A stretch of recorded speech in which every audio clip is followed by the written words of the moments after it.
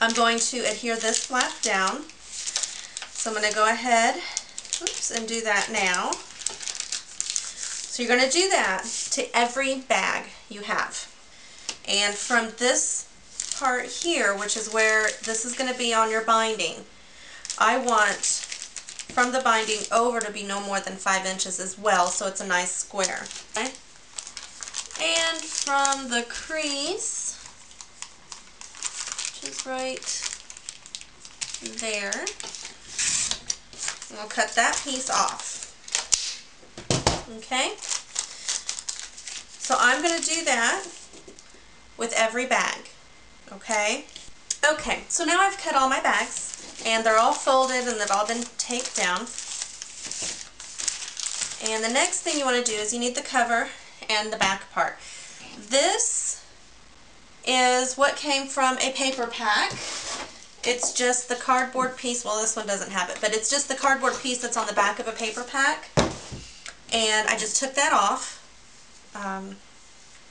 And what I did was, since these bags are 5 by 5, what I did was add an extra 1/2 inch. So I measured out 5.5 inches by 5.5 inches. And kind of like drywall. It's great. So there's one piece, and then we got to cut this off.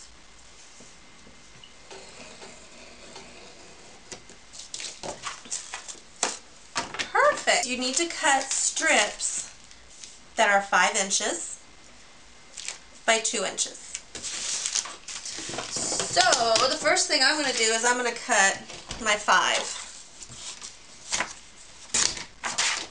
And then I'm going to cut my 2-inch strips. Okay, so the next thing you need to do is you need to score these down the middle, because you're going to have to fold these in half. So luckily my ruler has a center line, which is exactly 1 inch, so I'm just going to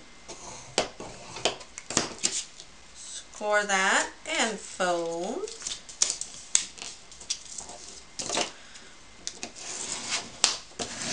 Or if you're like me, you're just going to fold it over and hope for the best.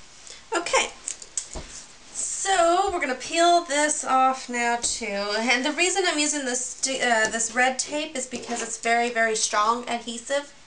So if you don't want to use this, that's fine. I would just recommend you use something that's very strong.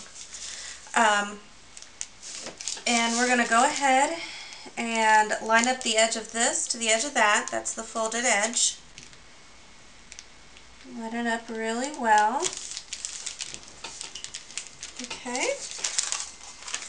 And one thing I forgot to mention that she mentioned was very important is when you do put your tape on here, you want to leave about 1/8 of an inch or so from the edge.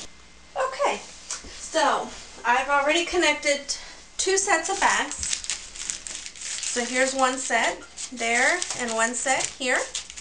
Now obviously you need to connect these 2 as well. Okay, so I've attached all my pages. Now I'm working on the front and the back. So all my pages are together. This is the front cover. And just to have an extra added bit of stick, as you can see, I've used a whole roll already. Oops. Get that off of there.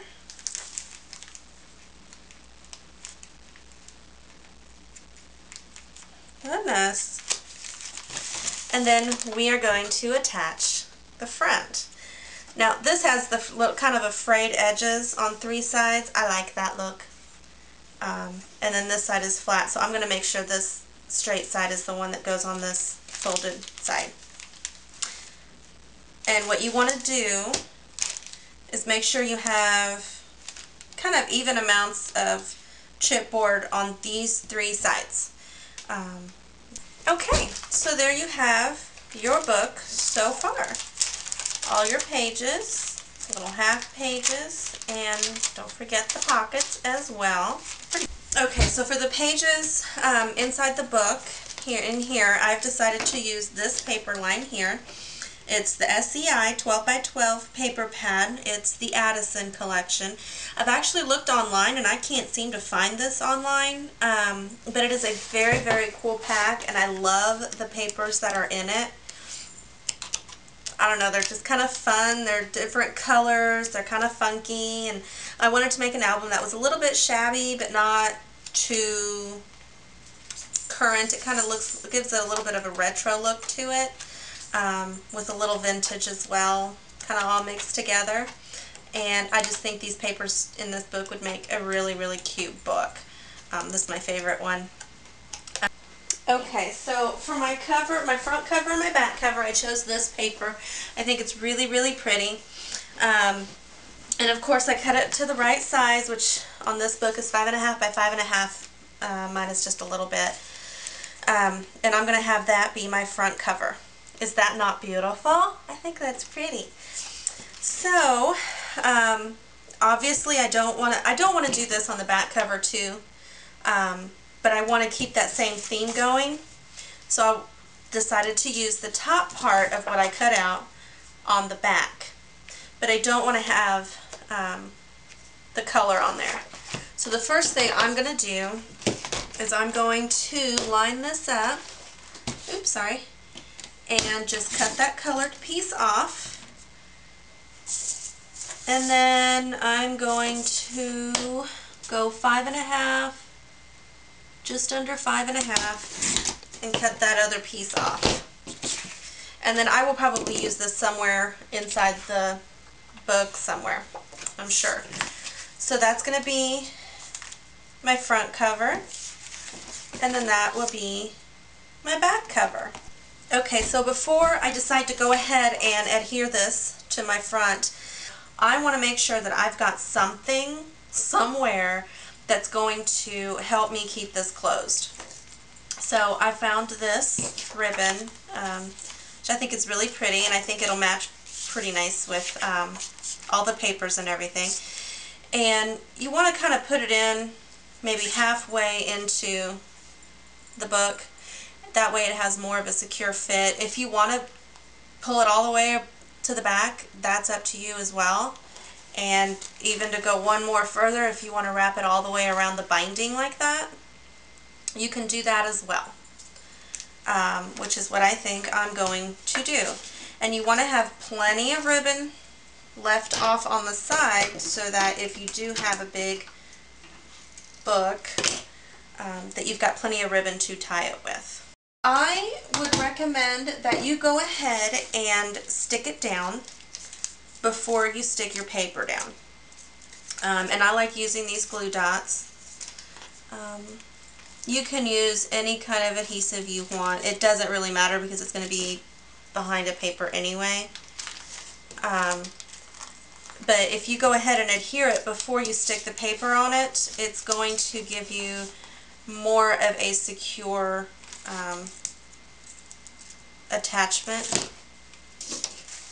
And then you can go ahead, I'm going to go ahead and attach that here.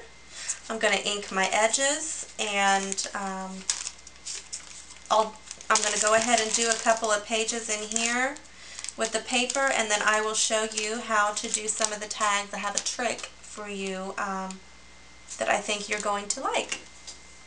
I'm going to fix these bags a little bit, and I think it'll make it easier for the tag to go in and out. And all I did was simply that. Okay, now I am totally and completely unable to make a tag properly ever. So I'm going to use my mat, which has this nice little angle on it. Line up my tag, line up my ruler, and pray for a miracle because I've never done this before. Okay, so there is my tag. I want to have a little hole here because I'm not going to measure, I'm just going to eyeball. I think it looks better when it's not perfect anyway, but that's just because mine are never perfect. Here's my other one. I just kind of finished it off a little bit. I will show you completed works, and I will also show you some more tags, more inserts that you can create to make it safe for your pictures.